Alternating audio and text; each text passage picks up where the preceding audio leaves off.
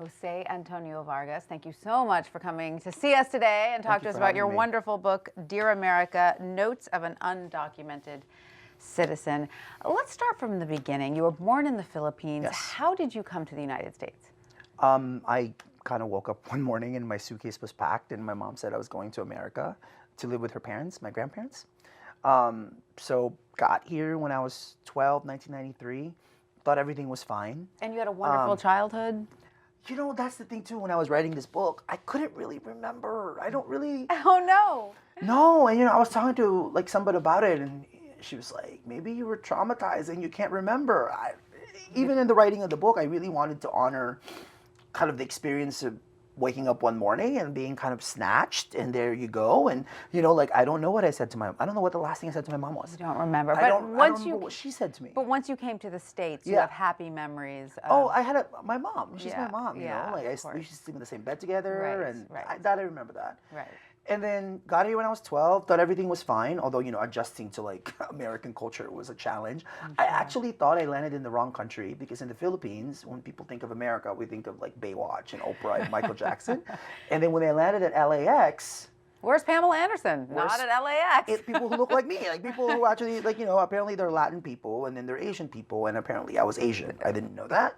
So that was probably the most confusing part of the whole thing. Tell us about the moment you realized, oh my gosh, I'm undocumented. When did that happen? I was 16, and I think my best friend Arvin Murthy, who was always driving me around, got tired of driving me around and said, you should get a driver's permit. I'm like, okay, great. And so I went to the DMV, and I took the green card that my grandfather had given me, because I thought, whatever, and my student ID.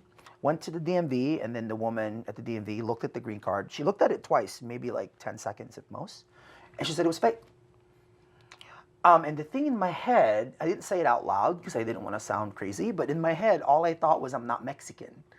Because back then in 1997, where I was growing up in California, whenever anybody said anything about immigration or illegal people or fake anything, it was always about Mexican people. And so I wanted to tell her. You said, wait, that doesn't apply to me. Right, and maybe I thought, my name is Jose Antonio Vargas, it sounds so Spanish, I'm Filipino, we were colonized. I was going to explain all of that.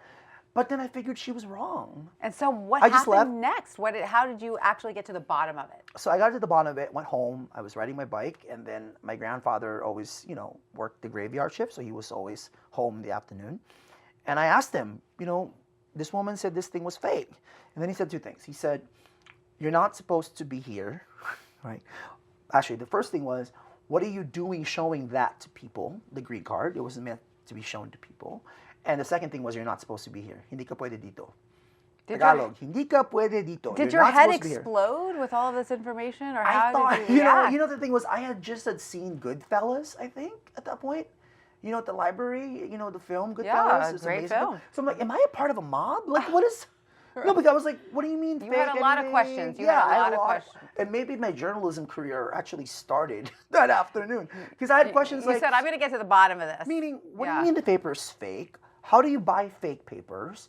It costs $4,500, right? Incredible. He was making $6.50 an hour. My grandmother was making $5.75, I think. So together, that's like not a lot of money. No. So how did they save that money? Why couldn't they bring me here legally? And how do you fix this? All valid All questions. of those questions. And my grandfather, I grew up my grandfather was like, he was like a wannabe Frank Sinatra, like my way or the highway kind of thing. And his thinking was, I come here, he gets me here, I work under the table. His brother worked at a flea market and worked at the janitor. And he said, I can get me a job there, and then I marry a woman, and then I become a citizen. Poof, like the proposal with Sandra Bullock in it. Oh, that was the plan. That was the plan. And the moment he said that, and I think this is where, at that moment, I realized that, this is going to sound really bad, but I just resented him. I really was like, I had no say in this. No one asked me for any of this. So I think to declare that I was my own person, I told him, I'm gay and I'm not going to marry a woman. So that marriage pact is not going to work. Although now it might work, but not with it. Yeah.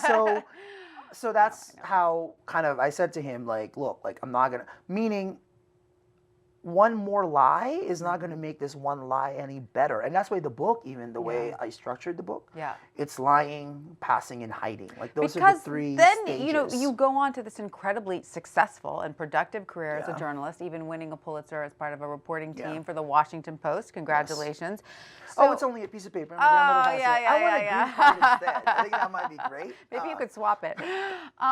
And so during all of this period of your life, you're sort of hiding this secret, and as you say, lying about it. How did that make you feel? You know, I think that's when, in the writing of this book, I wanted to understand even my own psyche behind all of that. Like, I remember, you know, the first thing that I thought of when I got offered a job at the Washington Post was that I am taking somebody else's spot. Because I had so internalized what people say, which is that people like me, right? Like, we take somebody else's spot. And you know how I justify that? I actually convinced myself that I am going to write stories that no one else is going to write.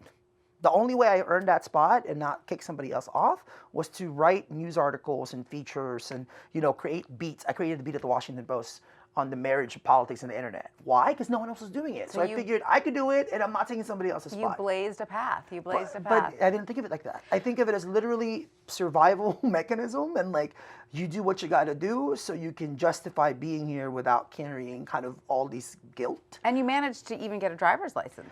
With the help of a lot of people, right? Yeah. Like, people forget this because, you know, that when we talk about this issue, we think immigration reform, DACA, DREAM Act, all these acronyms people don't even really know. When the reality is we live in a country where only about 12 states allow us to drive. So we're in New York. So undocumented New Yorkers can't drive in New York. Which states can they California. drive? California, okay. God bless California. Illinois, right? Washington, D.C., Maryland. But we're talking like Texas, 1.8 million undocumented people in the state of Texas that we know of. How are they getting around? So are you telling me that anybody just going to church or like going to Walmart is like actually risking their lives? Right. And, you know, I've been thinking about this a lot because I was thinking of buying a car, and I was thinking, can we do like a little trade where if we buy like Ford, we buy American cars, you give us like driver's licenses? Can we just figure this out? But you also make the point that all of these millions of undocumented people are also contributing to the American economy. They're paying taxes. They're paying into Social Security. And yet, you know, they are looked at as parasites, but they are contributing significantly. Which is not only that, but like, to me, I remember I got an email, I got a letter from the Social Security Administration. I was a reporter at the Washington Post at the time, and I got the letter, and I'm thinking, wait a second, like, don't they know that the Social Security number is not valid for work? So they're taking the money. Okay, great. So I figured so long as I'm a part of this thing where they take the money, I don't say anything, we're good. Right, so you thought somehow this would all come out okay in the end. So I thought you go to H&R Block and you figure your taxes out. It doesn't seem to matter that you're here illegally using a number that you're not supposed to be using. I figured the whole, like, it's almost as if, you know, when we say we have a broken immigration system, in the book I make an argument that we don't. I actually think it's deliberate, right? Meaning, like, we're all a part of a system that if we said to everybody, okay, like, you can't hire that nanny because you have to pay people a fair wage. Right. So are we going to have undocumented nannies? So meaning, like, what are we actually perpetuating? So let me ask you about DACA, because my understanding is you missed it by just 3.5 months. 3.5 months, So do you feel that that's a good idea, though? Is this at least a positive step forward? I am for anything that allows people to live a life in which they can support themselves and live with dignity. Right. That's where I'm for. And, you know, I'm on like private Facebook groups of DACA recipients, and, you know, seeing them like buy a car, or seeing them like want to get a house, or seeing them go to grad school, like, you know, but isn't that incredible though? Like, you're talking about people who every 2 years they have to pay the government to not deport them. Let me repeat this. You pay the government about $500 so that the government doesn't deport you. If we were to go out to Times Square right now and we ask people, would you pay $500 to stay in America and not get deported? I bet you people would be like, can you have the $500 to go to Tijuana? Right. Where can I go? So what are we doing? Yeah. And then about 1 million of them, like, what? And then what happens? You know, the president, you know, I've actually heard from at least 20 DACA recipients who have left. Mm-hmm. No, I believe it. Who have decided that they can't live a life in which we don't know what the president's going to tweet, and before you know it, you can't build a life like that. I believe it. And Let's get back to your story, because your personal story is so fascinating. When did you have the moment where you said, you know what, I am going to tell my story. I'm going to publicly disclose that I'm undocumented. What made you do that? And was the reaction what you thought it would be? Well, one of the first moments was when I was profiling Mark Zuckerberg for The New Yorker. Since I was a kid and I didn't know how to write English well and speak English well, I've always wanted to write for The New Yorker, right? And so I thought, you make it in The New Yorker, you're good. You've made it, right? And so I got the profile. I'm interviewing Zuckerberg. You know, I get like one-on-one time with him without his handlers. I was like, I don't want any handlers, just Mark and I walking. And in the middle of the interview, when I'm asking him questions, really uncomfortable questions about, you know, privacy, right? Even back then. At one point, he turned to me and he said, hey, Jose, where are you from? Ooh, yeah. No, he was just trying to get to know me, because Mark is not the way people paint him to be. He's actually like a social guy.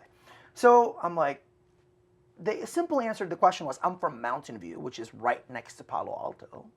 But the real answer was, I can't tell people that. I don't tell people where I'm from. I don't tell people that I miss my mom. I don't tell people that, you know, I don't have relationships, like, you know, romantic relationships, because they start asking questions, you know, and like they have to explain stuff. And then, you know, I remember once I was seeing somebody who was like, oh, let's go to Colombia. You guys should meet my parents. And you can't travel. Then I kind of broke it off. And, you know, he didn't know. Right? Like That's a terrible way to live your life, right? But that to me is kind of what the book I wanted people to understand what the psychological state of this is. I don't want to talk about immigration reform. Right. And you say your lawyers told you, don't do it. Don't you know, there's actually, my lawyers read the book after the book was published. Because I can't have, I mean, look, the lawyers are there to protect me. And we can't solve this issue if we can't tell the truth. Well, was the reaction what you expected it to be? Were you surprised? No. Well, I was surprised that we are totally fine having people live in perpetual limbo. I was surprised that my own colleagues in journalism didn't know what this was. You know, like it's incredible. You know, well, you are very critical of your colleagues in general. I am. Of the media. Although there are many people exception to the rule, but I just think we are living at a historical moment in this country. And as a journalist, you know, my identity for 14 years was a journalist. That was the only thing I was.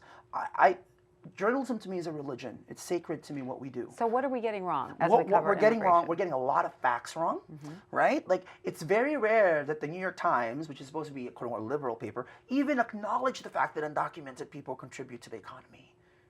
That's very rare. It's very rare that we even talk about undocumented Asian people or undocumented Black people. What we've done to this country when it comes to Latinos is totally unacceptable. We have married this issue to Latinos, specifically Mexicans, as if this is the only issue that matters. And, you know, and when you look at it historically speaking, the Mexicans in this country now are what the Germans were 100 years ago. Like, they are the new majority. What would you say, though, just to play devil's advocate? Of course, please. To those people out there who say, you know, look, Jose, I sympathize with you and everyone who was brought here as a child. Yeah. Like you said, nobody asked you. This situation was imposed upon you. However, if we allow you and everyone else who was brought into this country in that manner an easy path to citizenship, it will just encourage more people to continue to do it. What would you say to that? Well, I would ask them, you know, how do we keep our farms and how do we keep construction business going? I would ask them, if they were to look around in their cities and their states, whose labor do they depend on? I would ask them, what kind of solution would they want for someone like me to do? You know, if you want to tell me that I should wait in the back of line, you know, you just used the word easy citizenship, right? Like, man, you know, there was this great movie when I was in middle school, The American President.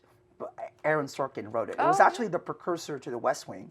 And Michael Douglas in the movie plays the president, and he says, American citizenship isn't easy. America is advanced citizenship. You got to want it really bad, right? You have to put up a fight. I would argue that undocumented people in this country actually show people what it is to be a citizen, right? That even if you're not a citizen by paper, even if you have a president that talks about you like you're an insect off his back, right? You work, you contribute, you live your life with dignity, right? And you try to make sure that you're providing for your family, which guess what? What the Irish and the Italians and the Germans did long before anybody required any visas or any green cards. And Jose, tell us, what is your personal situation now? Is there a path to citizenship for you? No. So there are 4 choices. A pardon from the president, which I don't want, and he's not going to want to give. Congress passing a private bill to save me or to give me citizenship, which I don't want either, because then all of a sudden, what do we do with 11 million people? The third thing would be immigration reform, whatever that even means these days. That would provide immunity so that, all the fraud that I committed and admitted to would be waived. The fourth thing would be leave. So if I left, I would face what's called a 10-year bar, which is due to Bill Clinton and what he signed into law back in the mid-90s, right? And there would be no guarantee that I'd come back. So the fourth option is something I think about every day. So when I get up, I have to think about how grateful I am to be in this country, because I am. How grateful I am to all the teachers and all the people in my life who have welcomed me, right? And I think about the fact that this is where I've built my life. And then I make a choice to stay home and to go to Starbucks and buy that iced coffee. Right? That's what I do. And what would you recommend? What would you like to see happen in terms of immigration reform? Do we need immigration reform? What would you like to see happen? The first thing is we need to tell the truth. I have risked my life in the only way I know how, by telling the truth, by telling things that even lawyers don't want me to say, to get at some truth. And then once we tell that truth, to figure out what do we actually want to do with 11 million people. I would argue, though, that it's way more than 11 million people. Right. If we were to count, I wonder, we're in New York, I wonder if we really fully counted undocumented Caribbeans and Africans in Brooklyn and Queens. Right. Are they part of this conversation, right? Undocumented Asians is actually the fastest growing undocumented population. So it's way more than 11 million people. And then once we decide what we want to do with them, we have to figure out what kind of policy do we want. When people say to me we're overpopulated, I don't know. Have you been to North Dakota? Have you been to Wyoming? We could use a lot more people. And we have an aging population that needs people. We need a young population to actually keep diversifying the economy. Right. Now, would you encourage more undocumented people to come out, like yourself? Oh, to come out? Yeah, to come out and make their voices heard. And if not, do you still think it's important? Because there are a handful, yourself and others who and who a lot are of vocal. a lot of those people who are vocal actually go through Define American. So we become a place where we provide media training. Yeah, tell us about your organization, Define American. So when I came out 7 years ago, I wanted to create an organization that would be a storytelling-centric organization that complicates the issue and places the stories of undocumented immigrants at the center. So when this you go to is a website, not a political organization. Because there's too many of those. Right. We're not trying to pass immigration reform. There's too many people doing that. We don't provide legal services, and God bless the people who do that work, and we support those people. What we are about is using stories to really impact how people talk about the issue, much in the same way that the LGBT rights movement was completely transformed. To humanize when people came out. Right. The way your book does. It makes the story personal. And there's many, many more books. I was just finishing Dayan Guerrero's book, right? The actress Dayan Guerrero, who wrote about her parents getting deported even though she's a U.S. citizen. Danelle, you and I were talking about Danelle Padilla Peralta, right? The classics professor from the Dominican Republic. Yeah, and so we need more. I've been mentoring a few undocumented poets. They are amazing stories. However, do you think that coming out publicly has made you more of a target to the government, or perhaps less of a target because you have now a public platform? I think the government has to decide that. I don't really know. I just have to be ready for anything and everything, and the book to me, though, it's the... Have you had any scary moments? Has anyone approached you from the government? Usually when people... I write in the book when somebody approached me and said, I should call ICE on you, while I'm waiting in line at the airport, or, but look, I've been detained. I know what that's like. Yeah. I've gone through it. If I'm deported, Define American is still here. A few months ago, something incredible happened. The school district that I attended as a kid decided to name an elementary school after me. So Jose Antonio Vargas Elementary School is opening next July. It has an excellent ring to it. Jose Antonio Vargas, thank you so much for coming to see us today. Thank you for having me. Thank you.